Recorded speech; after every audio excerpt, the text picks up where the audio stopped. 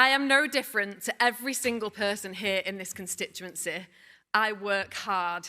That is what we do. Some big breaking political news, which is the result of the Gorton and Denton by-election, which has been won by the Green Party. A vote that some people are calling seismic, some people are calling dramatic, but there's lots to say about it, about why it's happened and what the implications of it will be for British politics. And also a chance to get to know the newest Member of Parliament, who is Hannah Spencer from the Green Party of England and Wales. We'll be joined over the next few minutes by lots of friends of the podcast who will pop up from random places, including hopefully Gorton and Denton itself.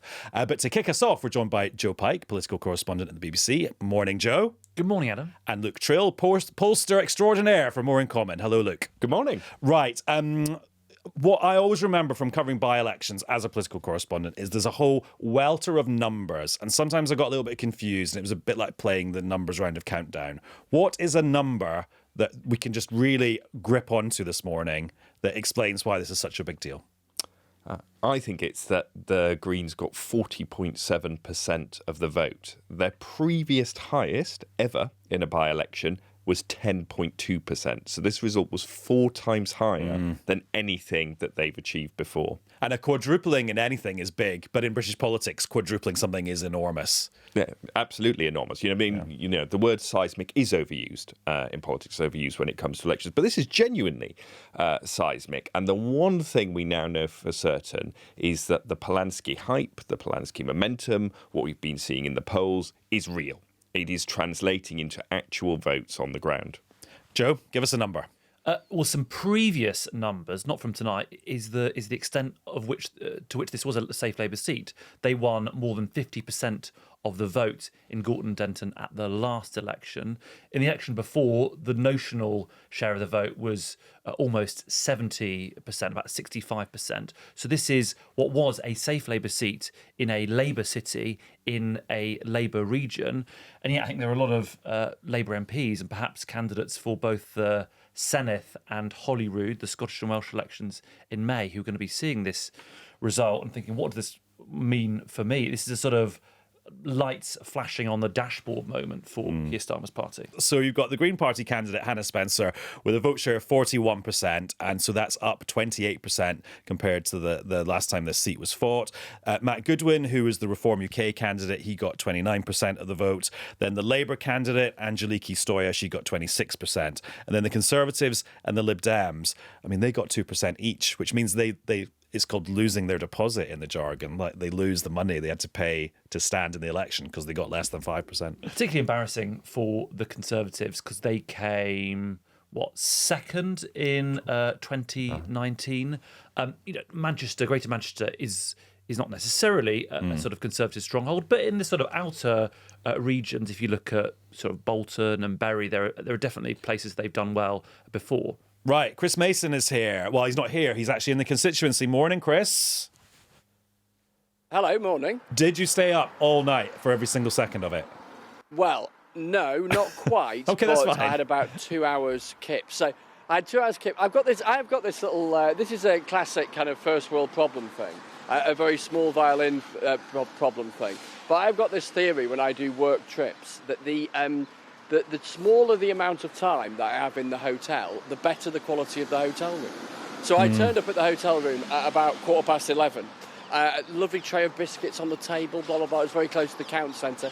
And I thought, this hotel room's unbelievable. But I've got about 2 hours to get some kip, so I want to be back in the count centre by about 2:30, in case the result comes at about 3. I actually came at about 4:30. But what a story. I mean, it's extraordinary, isn't it? First time the Green Party have ever won a Westminster parliamentary by-election. The first time the Green Party has ever won a Westminster seat in the north of England. And the 11th consecutive by-election to Westminster where there's been a change of party after the result. So just sort of snapshots those in a couple of stats of the turbulence of our politics at the moment. I sometimes feel when I've reported on by-elections in the past that the person wins and you talk about them for about 5 seconds and then the conversation straight away goes to someone else, normally the Prime Minister of the day. And I'm now going to be guilty of doing that. What do you think this means for Keir Starmer? I think this is the nightmare that they've feared for a while and is now playing out for real in this corner of Greater Manchester, it was one thing, and it's still obviously a very significant thing, the pressure that they feel from Reform UK. There's been this intense debate going on in the Labour Party for the last year or so about how they should respond to the rise of Reform UK, with some saying that they had to be much more acknowledging of the appeal of reform and frankly tilt in a reform direction. You had other figures within the party, privately and publicly, saying that you can't out-reform reform. So that argument has been live. It has been turbocharged, I suspect, as a result of the result overnight. And if my WhatsApps are anything to go by from the last few hours, that argument is beginning already, because now Labour face clearly, it would seem, an insurgency to its left with the Green Party, as well as an insurgency broadly to its right from Reform UK. And if you're the Labour Party or you're a Labour MP, you're going to think, well, hang on a minute, which way do we possibly turn? How do we pivot in response to a by-election down the road from here in Cheshire last year, won by Reform, and then a by-election here in Greater Manchester, now won by the Green Party. So it's really tricky. And remember, this is the kind of seat that Labour was winning easily and won easily under 2 years ago with more than 50% of the vote. And they end up in third, beaten by both Reform and the Greens. Really quite something.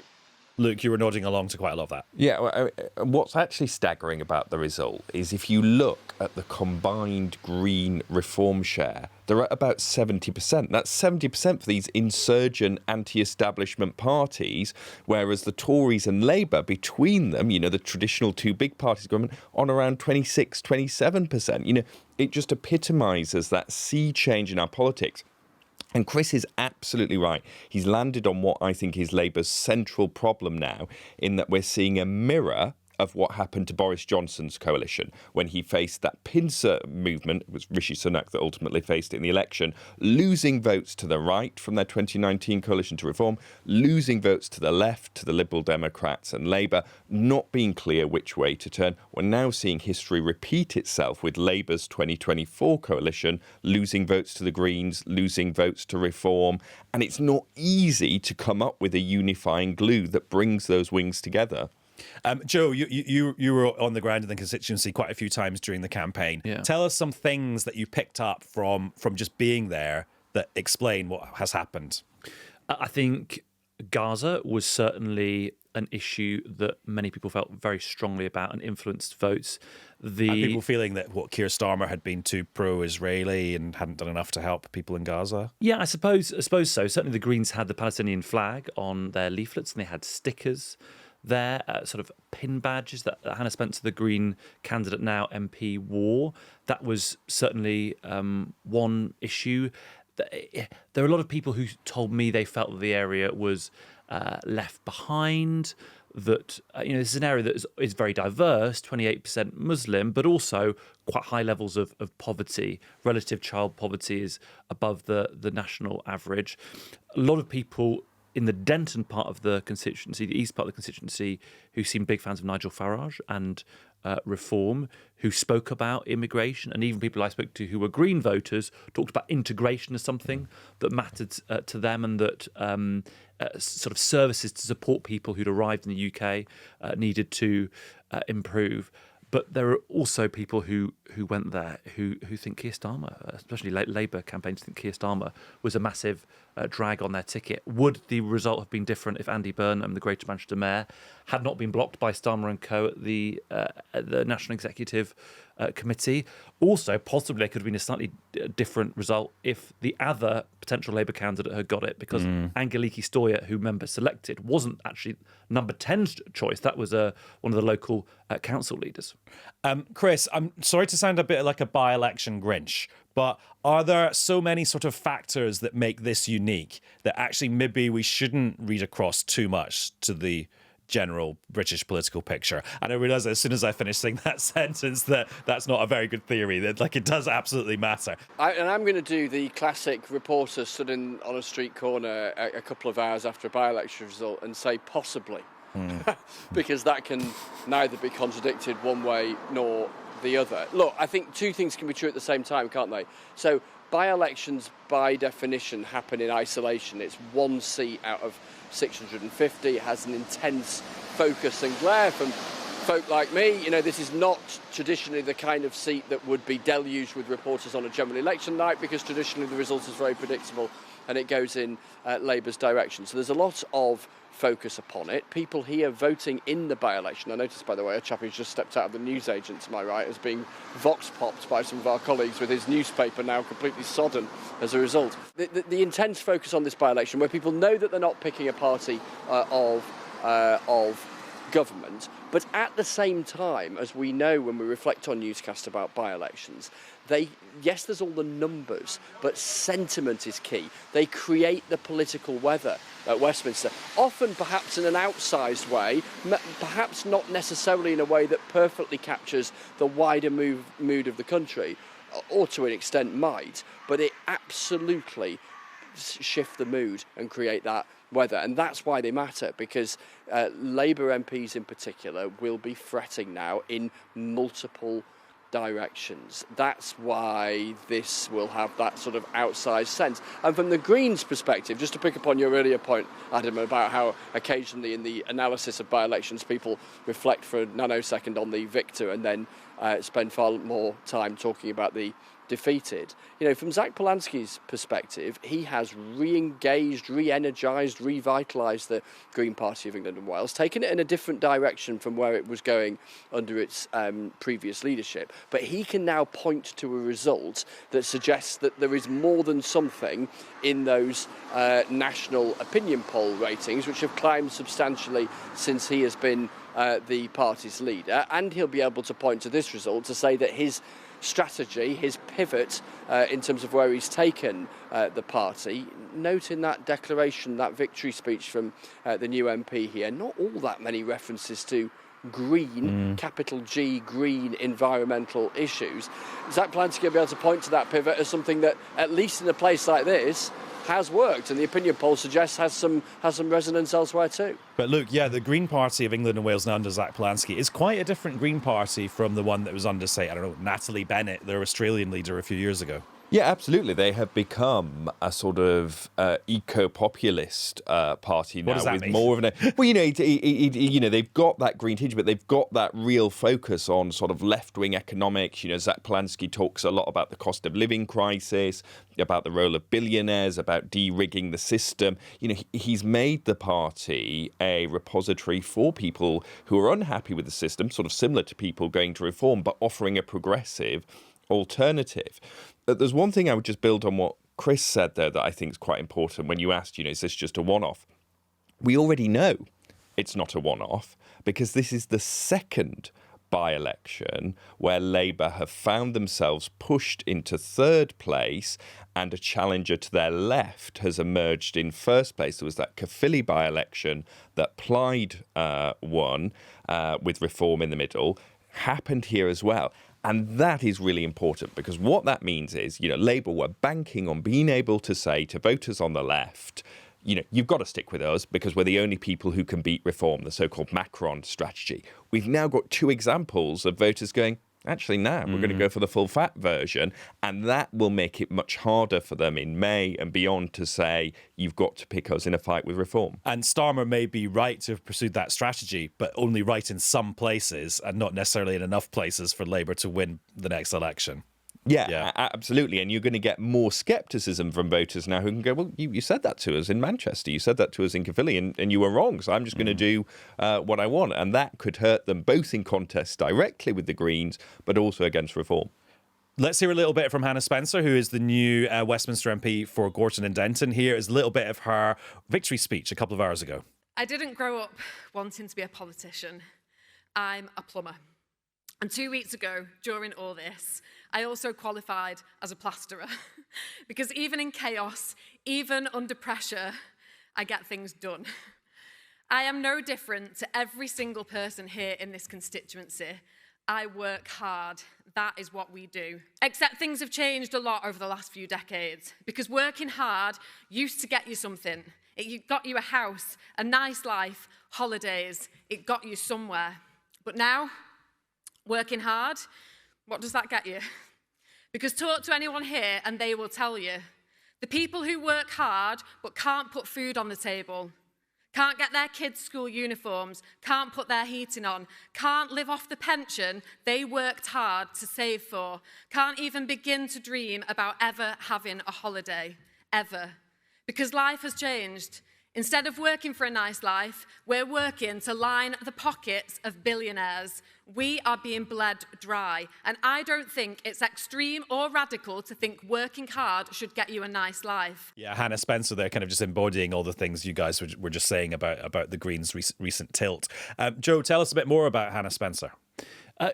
I met her when she just finished that plastering course, just qualified as a plasterer. It seems like a strange thing to do in the middle of a by-election campaign where you're a contender, but I suppose she didn't know it was going to happen. Yeah, and she'd already paid quite a lot of money, and she was doing that, I think, in Stoke, so it was quite a long drive from Stoke to South Manchester. She certainly, when I challenged her on some past comments she'd made criticising her constituency as somewhere she wanted to get out of, she had a sort of straight-talking, blunt authenticity in the way she responded, which was basically arguing, look, a lot of people you speak to here would agree with me that this isn't a great place, and some people do want to move out. She'd also spoken about what she described as money laundering takeaways up the high street instead of sort of nicer bookshops and cafes. And again, she's like, yeah, well, a lot of people here might say the same. And actually, when I was vox popping people, there were various people who talked about what they saw as the decline of that local area, even though, as we've said, there's a sort of big difference to the different communities. I think she was an impressive candidate. There were quite a lot of moments where she had to be on TV. There were the world's media descending on the constituency. She handled that really well, and she does have a sort of strong personal story with the job she does, which I think really helped her case because it's so memorable. She's a plumber and a plasterer. And she said in her speech, didn't she, that she's already going to be letting people down because people who'd booked her for plumbing in the next few weeks, she's going to have to say thanks but no thanks because she's going to go to Westminster. And she was, and on the point of I said, why are you training as a plasterer as well? Surely you get enough work as a plumber. And she was like, look, I want to upskill. I want to have as many different skills so I can help my clients as much as possible. And I mean, God, Parliament has its own problems with plumbing and plastering. There's a £100 billion maintenance contract up for grabs. She's going to be busy. Also, I mean, MPs are allowed second jobs, aren't they? So there's nothing stopping her carrying on as a plumber and plasterer. Absolutely. All I would say, though, just as like warning to Hannah, if she's watching this, she's got 4 greyhounds. Being an MP, especially for a seat that's sort of a 2.5-hour train journey away from Manchester, is not great if you've got a lot of pet responsibilities. They don't need that much walking, do they? Don't they need to walk for about 12 miles a day?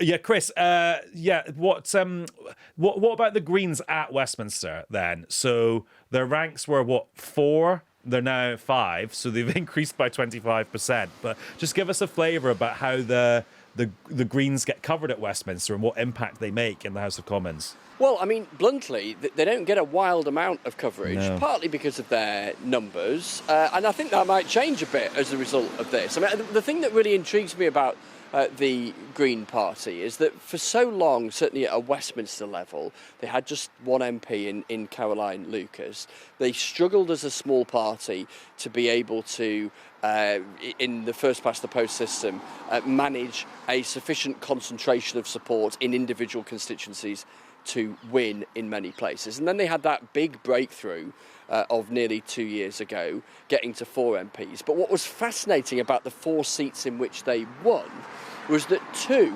broadly, I'm painting with a broad brush here, but 2 were broadly urban, broadly left-leaning, and the other 2 were broadly rural and broadly traditionally, at least small c and often big C, conservative leaning. And they managed to win in those 4 seats that were demographically, geographically very different. Now, since then, they've gone through this change of leadership to Zack Polanski and his brand, if you like, of green politics. And then they secure a seat like this one, which has more in common with the seats in Bristol and Brighton that they hold than the ones in Herefordshire and Suffolk, if I've got my geography right? And so you just wonder how they move on from here geographically, where they aim to focus demographically, cephalogically, and the extent to which they can hold on to seats that their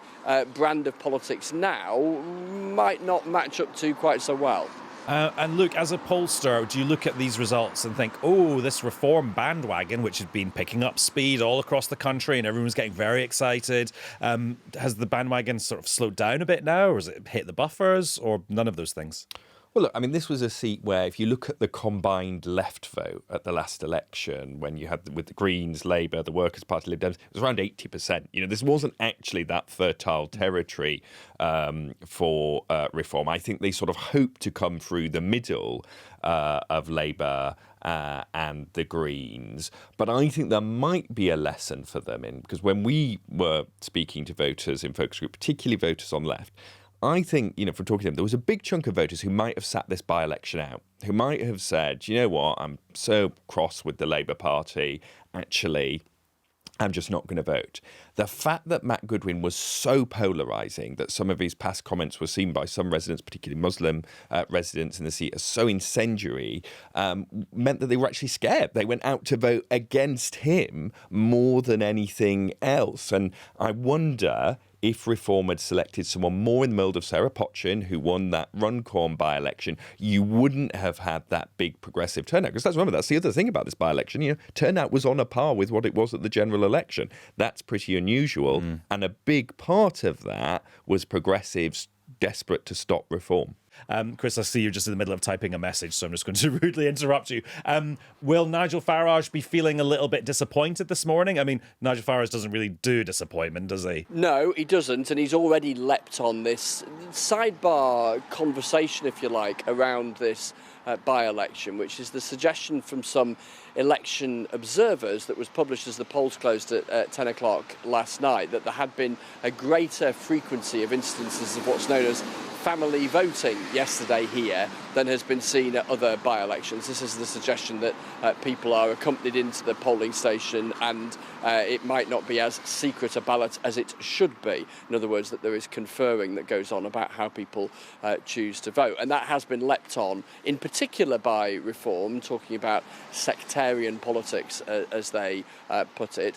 I should also say that Anna Turley, the chair of the Labour Party, was pretty concerned about this. If in time there is a sense of the evidence of this, she expressed real concern speaking on Newsnight last night. I mean, I think as far as Reform is concerned, and this seat, as Luke was reflecting there, it not necessarily particularly fertile territory for them. But again, it brings us back to that sense of sentiment and momentum. And, for a fair old while, there was lots of wind in the sail of Reform UK. They seem to be winning sort of here, there and everywhere and dominating the opinion polls, as they still are. We've now had a couple of by-elections, the race for the Senedd seat, the Welsh Parliament seat in Caerphilly last October, and then this seat here, where there was plenty of talk, including from Reform themselves, about how competitive they were and how significant their prospects were of potentially winning, and then in the end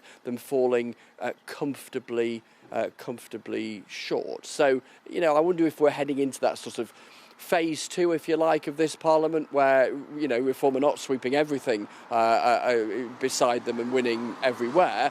But again, as Luke was reflecting, how fascinating that you have between them the Greens and Reform scooping up such a sizable proportion of the vote in a similar way to the way that Plaid and Reform did in that result in Caerphilly. That sort of smorgasbord of competitiveness in British politics right now. And Joe, just that point that Chris was making about the observations of how the actual voting unfolded in the polling stations.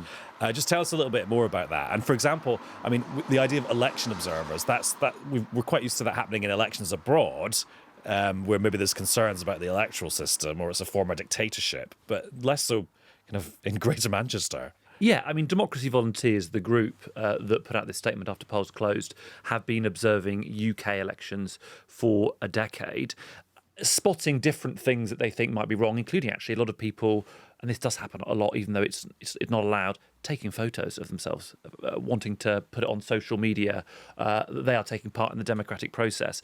But the stats from this group are sort of significant. They talk about observing what they describe as family voting in 68% of polling stations, affecting 12% of the voters. The response from the council, from the acting returning officer, was, well, actually, we've not had any reports of this. Why are you telling us now after polls have closed? Why didn't you flag this to us during polling hours when we could have actually done something about it? The implication, the interpretation of some, including some in Reform UK, is that these were examples of Muslim men effectively telling their partners or family members how to vote. Now, that is absolutely not what this Democracy Volunteers group have said. Because they use the phrase family voting to just mean one person talking to another person. It's at least two people conferring, directing, colluding is another word that's been used. They've not talked about any particular examples, but some, including some in Reform UK, have interpreted it in that way. And we should be clear that conferring, colluding, directing somebody in a polling booth is absolutely not allowed. And Chris, but this is another example of reports from this campaign of elections being fought in a way that some people think are maybe not traditional, or maybe some people have used the word sectarian. For example, the Green Party putting out leaflets in other languages like Urdu, which the Green Party say is a totally fine way of communicating with voters in their own terms. But some of the other political parties have said, oh, that's not normally how elections are fought here in the UK. Yeah, and that is part of the conversation and has been part of the conversation around this by-election. And I think will be part of it in the kind of wash-up after this by-election, both here, Westminster and elsewhere, and then in the countdown to the elections coming up in May, the local elections in England, the devolved elections in Scotland and Wales. That word sectarian is being used by Reform and others.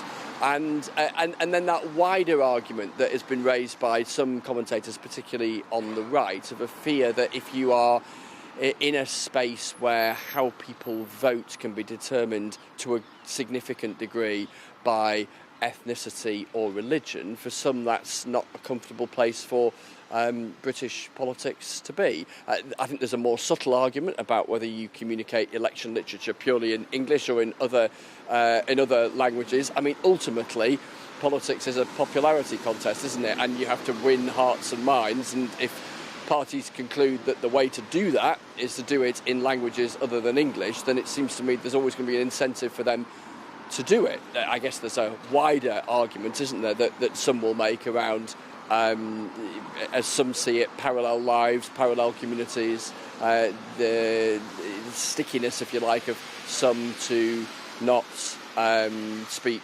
learn English, for instance. There's definitely sort of wider cultural arguments that I think will swirl, possibly as a result of some of the spin-offs of the kind of arguments we've heard from some in this contest. Right, last couple of minutes, and I just wanted to focus at the end of our conversation on what this means for Keir Starmer and what might happen next for Labour. Chris, just give us some pointers of things you will be looking out for today, indicators about where this is going to go for Starmer. So the big question for me is, psychologically, does Labour, having looked absolutely over the precipice of kicking out Keir Starmer a couple of weeks ago, mean that they are reluctant to walk back to that precipice straight away? My hunch is, had they not walked to the precipice a fortnight ago, this result might have walked them to exactly that point. Given where they were a fortnight ago, and look, they collectively looked over that precipice and decided they didn't fancy it, or at least they didn't fancy it yet. Why? Because they couldn't collectively agree who they would rather have instead. But I think as big a factor on top of that was not really fancying the prospect of a leadership race whilst they were in government, because of all of the grief, frankly, they would get for doing that, and also the very thing they'd accused the Conservatives of doing repeatedly when they were in government, they would have then been doing themselves. So psychologically, where do they get to? I mean, I've had plenty of WhatsApps from some who are mighty cheesed off within the Parliamentary Labour Party. It is fair to say, broadly, they are the same people who were mightily cheesed off a couple of weeks ago, and we're at the more cheesed off end of the spectrum. It'll be very interesting to see the language adopted by Heidi Alexander, the Transport Secretary, who's on the morning round right now. She's about to be on breakfast over on BBC One, and then how others in time during the day reflect. Do they go nuclear quickly, or does it fester again, particularly in the coming weeks and months and that countdown to the elections in May? Let's see. But this is just the kind of result to set Labour off in a very nervous, jittery direction again. And not to be overly dramatic, Chris, in our final 20 seconds, but I mean, Andy Burnham, the Mayor of Greater Manchester, could come out and absolutely destroy Keir Starmer today in one post on social media or one clip on the news. And he has a public event later, because the Brits are happening here in Manchester this weekend, and he is the Mayor of Greater Manchester, so you would expect him to be doing something in connection to that. I'm told he is. And will he pass comment on the by-election? We shall watch with interest.